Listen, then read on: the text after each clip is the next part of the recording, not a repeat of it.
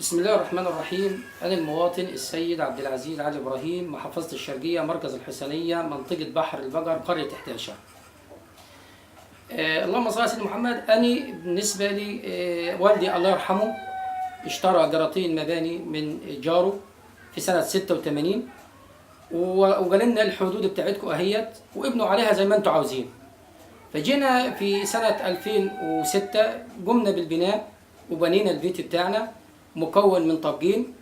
فإجا صاحب الأرض اللي هو بايعنا الجراتين بتوعنا اتعزلوا من بعضهم وإجا بنى، كل واحد فيهم بنى في مكان. إجا المواطن فتحي علي محمد كيلاني من الجهة الغربية وراح باني على آخر حقي، على آخر حق أني.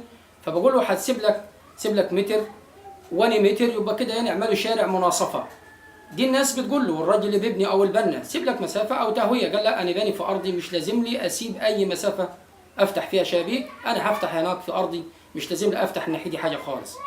وراح قام وباني على اخر السور بتاعي، وراح ملاصق الحيطه بتاعته للسور بتاعي، وراح طالع بالطابق الارضي، وقام ببناء اساسا بدون ترخيص. المفروض كان يكون له فيه وقفه، يكون فيه له ترخيص عشان يبني على صح وعلى المسافة القانونية.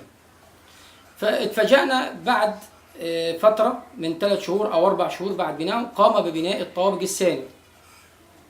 فجيت أنا لما بنى الطابق الثاني جيت على آخر المتر بتاعي وحددت عليه، ورحت جايب باب وحاطه، ورحت قافل المدخل بقى، قفلته من ورا ومن قدام، قفلت على المتر بتاعه وحوزت عليه وقفلت عليه وحطيت الطير بتاعي فيه. اتفاجأت لما اجى في الدور الثاني انه راح جاي باني على الاخير، وراح صابب وراح جايب بلطجيه وراح جاي فاتح شبابيك بالقوه وبالعافيه في المتر الخاص بي. بعت له ناس طيبين، يا عم ارجع على الموضوع ده، احنا جيران مش ينفع كده.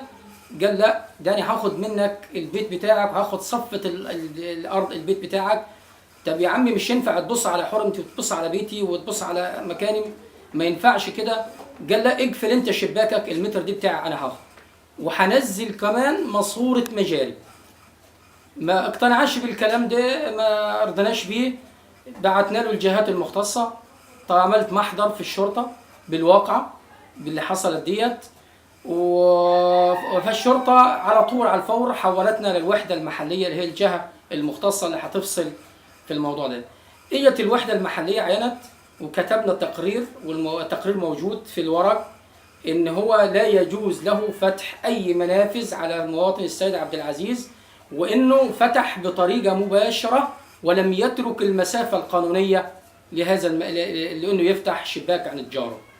اتفاجأنا لما عرف إن المحضر اشتغل وراح المركز وراح وخد جنحة في النيابة، ورقم المحضر موجود وكل حاجة موجودة وبأدلة وبأوراق. اتفاجأت بيه لما عرف كده، وإنه موقفه أصلا موقف فوق القانون، اصلا ما فيش حد فوق القانون، وانه هيتحاكم، وانه القانون هيطبق عليه او على غيره. عشان كده راح خد وليته وقال بقى انا هعمل فيك وانا هعمل فيك واسوي، وراح واخد وليته عامل لي محضر في المركز. المفروض احنا بنعمل محضر في نقطه الشرطه اللي احنا تابعين لها، والمحضر بيروح على المركز. ده راح مباشر على المركز وخد محامي هنا من قريه 5 بحر البقر اسمه السيد ابو عباس، وراح عامل محضر 100%. وفاجأت ان هو جايب لي ضبط واحضار، بيقول لما يجي لكم فلان الفلاني عندكم في نقطه الشرطه امسكوه، لانه معمول ضده محضر هنا في مركز الحسينيه شرقيه. فانا رحت الشرطه وقلت يا جماعه ده انا اللي شاكي، كيف يعني ازاي ان هو يعمل فيا كده؟ انا اللي شاكي مش هو اللي شاكي.